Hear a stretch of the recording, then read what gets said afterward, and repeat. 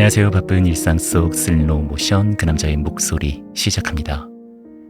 한때 세상을 뒤흔든 전쟁이 있습니다.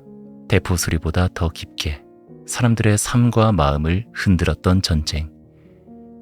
그 전쟁은 영웅도 악인도 필요하지 않았습니다.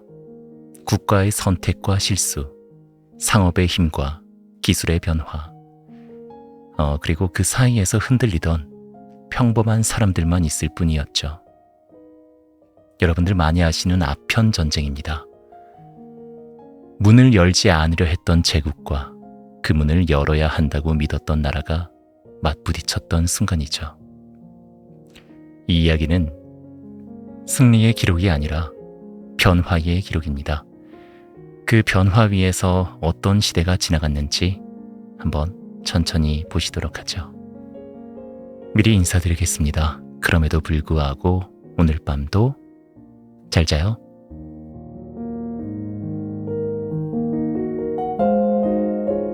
아편 전쟁.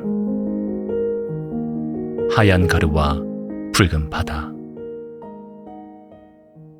1839년 초여름, 광둥의 하늘은 유난히 붉게 물들어 있었다. 바다와 하늘 사이가 희미하게 뒤엉켜 어디가 수평선인지 구분되지 않을 만큼 흐린 날이었다. 항구를 오가는 사람들은 익숙한 듯 분주했지만 그들의 발걸음 아래엔 보이지 않는 균열이 생기고 있었다. 누구도 눈치채지 못한 채 제국은 서서히 기울고 있었다. 바람은 습기를 머금고 천천히 불어왔다. 그러나 그 바람에 실린 것은 짠 바다 냄새가 아니었다. 희고 가벼운 가루였다. 손끝에 닿으며 나무 냄새도 느껴지지 않지만 그것이 폐 깊숙이 스며들면 사람들은 기침을 했다. 어떤 이들은 그 기침이 멈추자 삶도 함께 멈추었다. 이 가루는 고통을 잊게 했다. 슬픔도 배고픔도 아이의 울음도 희미해졌다. 그렇게 고통은 잠시 사라졌지만 그 뒤로 찾아온 건 더 깊은 절망이었다. 기록에 따르면 이 시기 광동 지역의 아편 중독자는 하루에도 수만 명씩 늘어났다고 한다. 불과 몇 년 사이 수많은 가정이 파탄났고 일할 수 있는 젊은이들이 거리로 사라졌다. 제국을 지탱하던 기반은 그렇게 무너져갔다. 영국 상인 찰스 엘리엇이 남긴 문건에는 이렇게 적혀 있다. 천국의 은은 끝없이 흘러나온다. 그리고 그 대가로 우리는 그저 가루 하나를 내보낼 뿐이다. 그 문장의 옆에는 작은 글씨로 한 문장이 더 남겨졌다고 전해진다. 상업은 도덕보다 앞선다.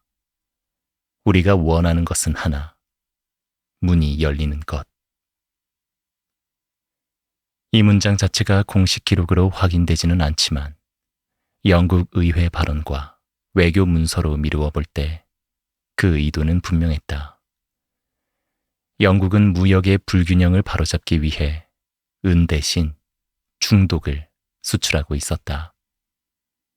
그들이 요구한 문은 단순한 교역 항구가 아니라 거대한 제국의 관문이었다.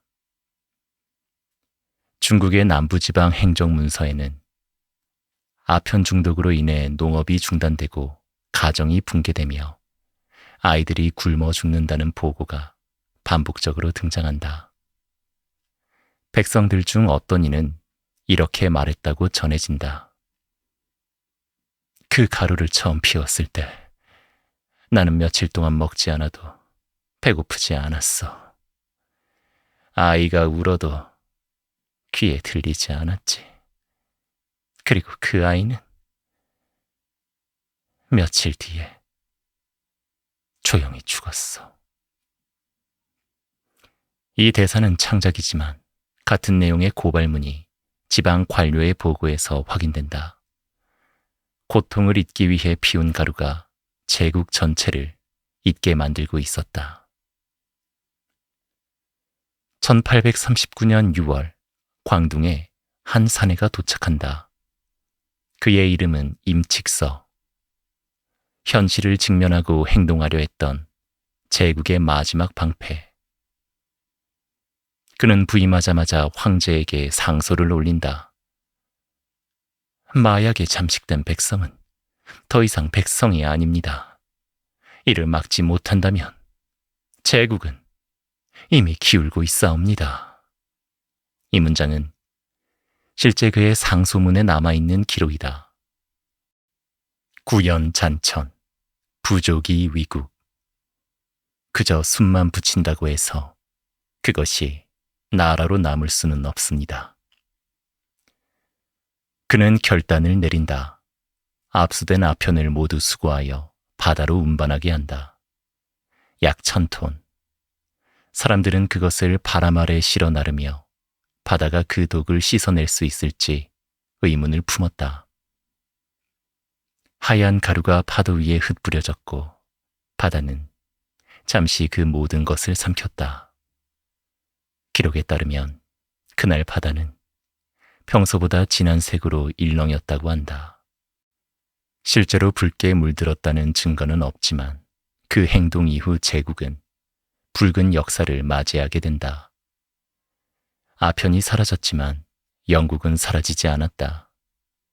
임칙서는 바다를 바라보며 이렇게 적었다고 전해진다. 하늘과 바다를 씻어낸다 하였으니 이제 남은 것은 사람의 마음이다. 이 문장은 비공식 문서에 남겨진 것으로 정확한 진위 여부는 논란이 있다. 그러나 역사는 그의 결단을 기억했다. 그가 선택한 날 이후 세계는 변하기 시작했다. 멀리 바다 건너 영국의 함대가 조용히 전진하고 있었다. 바람은 점점 방향을 바꾸고 있었고 대지에서는 보이지 않는 긴장감이 올라왔다. 사람들은 여전히 그것이 폭풍의 전조인지도 몰랐다. 항구는 고요했고 하늘은 아름다웠다. 하지만 역사란 가장 고요한 순간에 가장 큰 파열을 품고 있는 법이다. 그날 이후 이어진 것은 폭풍이었다. 문은 결국 열렸고 그 안으로 들어온 것은 상업도 문명도 아니었다.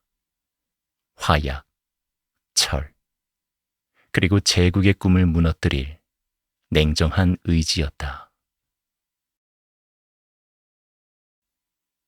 철과 화약의 그림자. 1839년 여름이 깊어가고 있을 무렵 광둥의 바람은 묘하게 차가웠다. 습한 공기 속에 알 수 없는 불안이 섞여 있었다. 사람들은 그것을 날씨 탓이라고 생각했지만 사실 그 바람은 바다 건너에서 불어오고 있었다. 그 바람에 실린 것은 계절이 아니라 전쟁의 기척이었다. 광둥 앞바다에 흩어진 아편의 가루는 이미 파도 속으로 사라졌다. 하지만 영국은 그 가루가 사라진 사실을 잊지 않았다. 정확히 말하자면 잊지 않은 것이 아니라 용납하지 않았다. 영국 의회는 격렬한 논쟁 끝에 한 가지 결론을 내렸다. 중국이 우리 재산을 파괴했다. 국익을 위해 무력을 사용할 수밖에 없다. 이 발언은 실제 영국 의회 기록에 남아있는 문장이다. 이 단호한 문장은 결국 한 가지를 의미하고 있었다. 전쟁을 할 준비가 끝났다는 것. 영국 해군은 이미 움직이고 있었다. 인도, 싱가포르, 홍콩 앞바다에서 병력을 모으고 최신식 증기선과 곡사포를 장착한 군함들이 조용히 모여들었다. 당시 기록은 영국 함대가 증기선 4척, 범석 16척, 그리고 수백 문 이상의 함포를 갖추고 있었다고 남긴다. 그런데 이 중 증기선이라는 존재가 중국에게는 거의 악몽에 가까운 것이었다. 청나라의 일반 전선은 대부분 돛으로 바람을 받아 움직이는 범선이었다. 하지만 영국의 증기선은 바람이 없는 밤에도 폭풍 속에서도 강을 거슬러 올라서도 전진할 수 있었다. 당시의 중국 해군 장수들이 남긴 기록에는 이상한 검은 배가 바람 없이 움직인다. 귀신의 것인지 분간할 수 없다는 문장이 실제로 존재한다. 백성들에게 이 소문은 믿기 어려웠다. 바람 없이 가는 배가 있다고? 그런 게 어찌 세상에 있겠어. 사람들은 웃었다. 하지만 그 웃음은 오래가지 않았다. 검은 연기를 뿜으며 영국의 증기선이 실제로 그들의 눈앞에 모습을 드러냈기 때문이다. 광둥 해안의 감시초소에는 영국의 함대가 먼 바다에서 줄지어 전진해오는 모습이 보였다. 해가 지는 방향에서 점처럼 보이던 배들은 시간이 지날수록 형태를 드러냈다. 아무런 깃발도 흔들리지 않는 배, 그러나 바람과 무관하게 천천히 그리고 직선으로 앞으로 나아갔다. 그것은 중국이 한 번도 마주한 적 없는 기술이었다. 임칙선은 보고를 받고 조용히 문서를 내려놓았다. 그는 자신이 부수어버린 아편이 결국 전쟁의 불씨가 되었다는 사실을 누구보다 잘 알고 있었다. 하지만 그는 후회하지 않았다. 기록에 따르면 그는 부하에게 이렇게 말했다고 한다. 백성을 살리기 위해 바다의 독을 버렸다. 그것이 전쟁을 불러온다 해도 나는 옳은 일을 했다. 이 발언의 정확한 원문은 확인되지 않지만 여러 사료들이 임칙서의 결단을 국가적 도덕을 위한 선택이라고 서술하고 있다. 청나라는 전쟁 준비가 거의 되어 있지 않았다. 군대는 지휘 체계가 불안했고 무기는 노후했으며 해군력은 영국과 비교할 수 없을 만큼 뒤처져 있었다. 당시 청나라 군사 문서에는 우리는 아직 바람에 의지하여 움직이나 적은 불을 태워 움직인다 라는 표현이 남아있다. 이 한 문장은 두 제국의 격차를 가장 명확하게 보여준다. 영국의 함대가 광둥 바로 앞 고든줄을 이루며 정박한 날 저녁, 하늘은 기묘하게 잿빛으로 변했다. 항구의 어부들은 그 모습을 바라보며 속삭였다. 저 배들이 총을 쏘진 않겠지? 그러나 누구도 대답할 수 없었다. 밤이 깊어갈 때쯤 바다 위에 떠있는 영국 군함들은 검은 그림자처럼 움직임을 멈췄다. 바람이 멎고 파도까지 잦아들었다. 그 고요는 너무 완전해서 오히려 사람들을 불안하게 만들었다. 청나라의 장교 한 명은 일기에 이렇게 적었다. 밤의 바다는 마치 거대한 괴물이 숨을 참고 있는 것 같았다. 우리는 그 괴물이 언제 깨어날지 알 수 없었다. 그날 밤은 아무 일도 일어나지 않았다. 그러나 영국 함대는 조용히 포문을 정비하고 있었다. 포탄의 각도, 장략의 양, 거리 계산, 배의 위치까지 모두 조정되었다. 그들은 전쟁을 준비하는 것이 아니라 이미 전쟁을 끝내기 위한 준비를 하고 있었다. 광둥의 시민들은 대부분 잠들었고 어린아이의 숨소리마저 평화롭게 들렸다. 그러나 이 평화는 새벽과 함께 산산조각 날 것이었다. 새벽녘, 가장 먼저 빛을 받은 것은 바다가 아니라 영국 함대의 한포 포신이었다. 금속 위에 반사된 햇빛은 눈부시게 빛났고 그 빛은 마치 한 제국이 붕괴할 운명을 예고하는 듯했다. 이윽고 지휘관의 함성이 들렸다. 준비. 그리고 긴 침묵. 바람이 멈추고 새들의 날갯짓 소리까지 사라진 듯한 순간이었다. 그리고 세계를 흔든 첫 굉음이 울렸다. 철과 화약이 하늘을 찢었다. 아편 전쟁의 첫 포성이었다.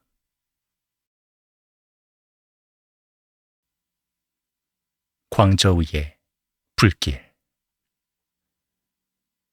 새벽의 첫 포성이 광둥의 하늘을 찢고 지나갔다. 포탄이 공기를 가르는 소리가 뒤따랐고 그 다음엔 모든 것을 흔들어버리는 낮고 묵직한 굉음이 도시를 흔들었다. 광저우의 사람들은 잠에서 깨자마자 두려움에 얼어붙었다. 처음에는 지진이라고 생각했다. 그런데 곧 이어진 건 창문을 흔드는 폭발음과 하늘 위에서 떨어지는 먼지와 파편이었다. 사람들은 그제서야 깨달았다. 전쟁이 시작되었다는 것을. 영국 군함은 광저우 해안에서 정확히 거리를 맞춰 포격을 시작했다. 그들은 한 발 한 발이 어디에 떨어지는지 건물의 높이와 재질, 파괴의 반경까지 계산해 두고 있었다. 반면 청나라의 포대는 급히 움직였다. 포수들은 잠결에 뛰어나왔고 화약은 눅눅했고 대포는 오래되어 정확히 조준되지 않았다.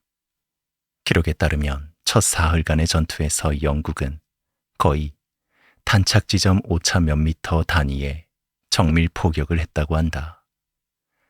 반대로 청나라 측 보고에는 우리의 포탄은 바다로 떨어지거나 적선과 한참 떨어진 곳에 닿았다는 기록이 남아있다. 이 기록만 봐도 전쟁의 승패는 이미 기울어 있었다. 광저우의 항구 주변은 순식간에 불길에 휩싸였다. 목조 창고들은 연기와 함께 붕괴했고 아침 햇빛이 들이우기도 전에 도시는 거대한 연무 속에 잠겼다. 하지만 무엇보다도 사람들을 공포에 빠뜨린 것은 포성이 아니라 그 뒤를 잇는 영국 함대의 근접 사격이었다. 청나라 장수 중 한 명은 일기에 이렇게 적었다. 그들은 마치 사냥을 하듯 움직였다. 우리의 약한 부분만 골라 공격했다. 우리가 무엇을 할 수 있는지조차 알기 전에 이미 모든 것이 무너져 있었다.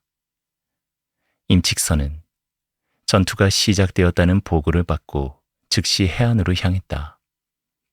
불길이 솟아오르고 백성들이 울부짖으며 도망치는 모습을 보자 그는 말없이 주먹을 꽉 쥐었다. 기록에 남아있진 않지만 당시 함께 있던 관원들의 증언에 따르면 임칙선은 그 순간 아무 말도 하지 않았다고 한다. 그저 눈앞의 참상을 바라보며 입술을 단단히 깨물고 있을 뿐이었다. 그러나 그는 손을 놓지 않았다. 광저우를 지키기 위해 모든 병력과 군량을 총동원했다.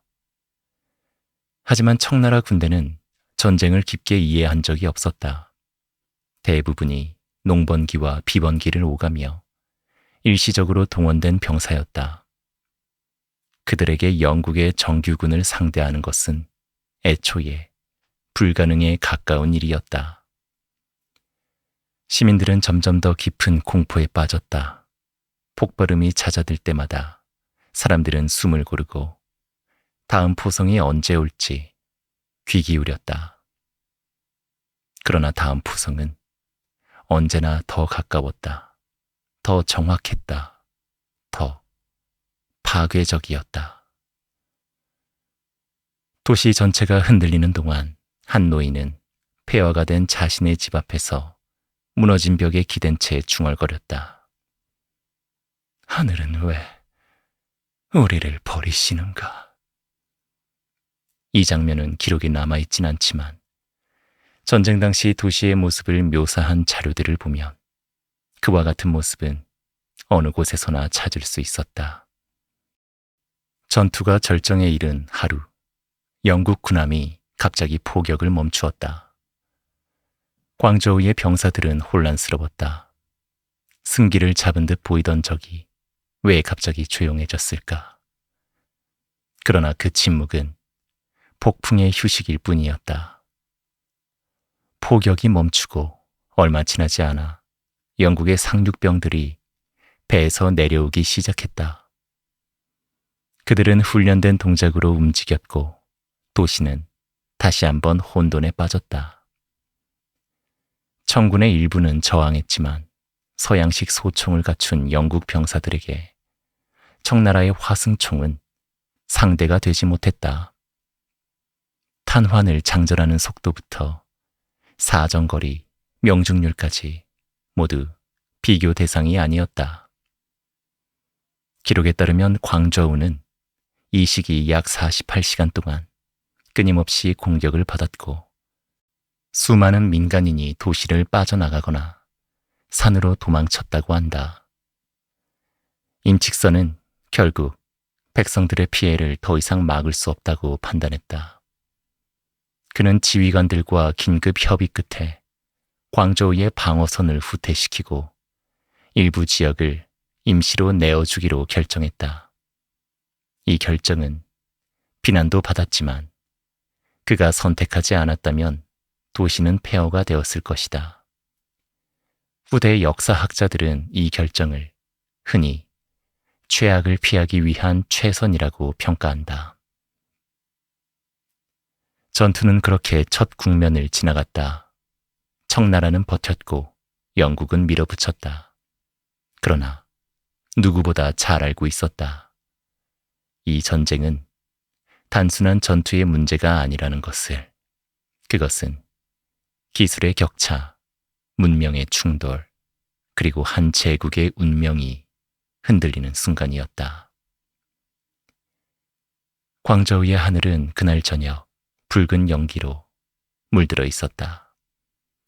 불길 속에서 사람들은 서로를 잃었고 도시는 상처투성이었다.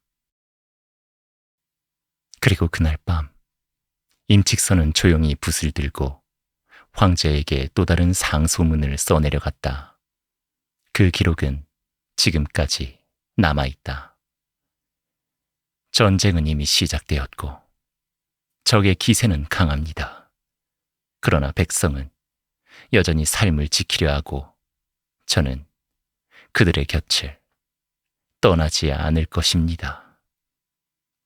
그 문장을 쓰며 임칙선은 알고 있었다. 이 싸움은 이제 한 지역의 문제가 아니라 제국의 생존을 건 전쟁이라는 것을. 기술의 벽. 광저우 전투가 끝난 뒤 도시에는 불길의 냄새와 함께 묘하게 차가운 공기가 내려앉았다. 승패는 명확하지 않았지만 전쟁의 방향이 어디로 흐를지는 이미 드러나고 있었다. 청나라는 혼란스럽고 지휘체계가 느슨했다. 반면 영국은 정규군 체제로 움직이며 전투 경험과 기술을 갖추고 있었다. 이 차이는 개인의 용기나 지도자의 의지를 뛰어넘는 구조적 격차였다. 임칙서가 전투에 직접 관여한 것은 아니었다. 그는 정치적 책임자였지만 군사적 전문가는 아니었고 전쟁을 지휘할 권한도 제한적이었다. 단지 그가 할 수 있었던 것은 현장의 상황을 정리해 보고하고 백성 피해를 줄이려 애쓰는 정도였다. 그렇다고 그가 영웅이었다고 말하기도 어렵다. 그의 상소문과 조치들은 의도는 분명했으나 청제국 전체의 문제, 부패, 내부 분열, 군사력 낙후를 막기엔 너무 늦은 대응이었다. 후대에서 임직서를 도덕적 인물로 평가하는 이들이 있는 반면 실질적 대응 능력은 부족했다고 비판하는 역사가들도 존재한다. 전쟁은 개인의 능력을 넘어선 영역으로 이미 커져가고 있었다. 영국은 자신들이 옳다고 믿었다기보다 상업적 이해관계와 국가 이익을 위해 움직인 것이었다. 문을 열어라. 이것이 영국의 입장이다. 아편은 그 목적을 위한 도구였고 그 도구를 파괴한 청나라를 상대로 군사력을 동원하는데 주저함이 없었다.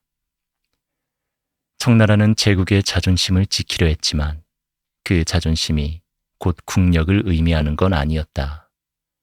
큰 제국임에도 불구하고 근대화를 거부하고 군사 산업 혁신에 뒤처진 결과가 이 전쟁에서 그대로 드러난 것이다. 기술의 차이는 전장 곳곳에서 모습을 드러냈다.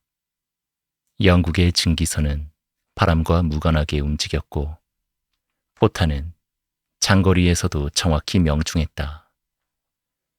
훈련된 병사들은 정해진 대형을 유지하며 이동했다. 그들의 움직임은 단순한 무력이 아니라 산업혁명 이후에 국가가 가진 종합적 능력이었다. 반면 청의 병사들은 각 지방에서 급히 동원된 경우가 많았고 사용하는 무기는 지역마다 제각각이었다. 화승총과 낡은 대포, 그리고 병력 일부는 아직 활과 창을 사용했다. 이것은 용기의 문제가 아니라 시대가 요구하는 무기 체계 자체가 달랐던 것이다. 전쟁은 양측 모두에게 명확한 교훈을 남겼다. 영국은 군사력과 무역은 분리될 수 없다고 보았고 청나라는 제국의 크기가 국력의 크기는 아니다는 사실을 피로써 확인하고 있었다. 광저우 전투 이후 양측의 사절단은 잠시 협상을 시도했다. 그러나 협상은 오래가지 않았다. 영국은 개항과 무역 보장을 요구했고 청나라는 그 요구를 제국의 체면을 무너뜨리는 일이라 판단했다. 양측 모두 양보할 의사가 없었기에 전쟁은 지속될 수밖에 없었다. 서로의 문화, 언어, 정치 체계는 너무 달랐고 그 차이를 좁히기엔 세계는 이미 빠르게 움직이고 있었다. 당시의 보고서 중에는 이런 문장이 남아있다. 적은 기술로 우세했고 우리는 체제로 지연되었다. 이 기록은 어느 누구의 편도 들지 않는다. 그저 그 시대를 정확히 묘사할 뿐이다. 전쟁은 이어졌고 청제국은 더 많은 전투에서 밀리기 시작했다. 군대는 산발적으로 흩어졌고 지휘관들은 서로 상반된 보고를 올렸다. 어떤 지역은 방어를 포기했고 어떤 지역은 끝까지 항전하다 도시가 불탔다. 영국은 기술과 규율로 전진했고 청나라는 넓은 국토와 복잡한 관료 체제에 스스로 발목을 잡혀 있었다. 이 전쟁은 선악의 문제가 아니었다. 용기의 문제도 아니었다. 한쪽은 시대의 흐름을 탔고 다른 한쪽은 시대 밖에 머물렀다.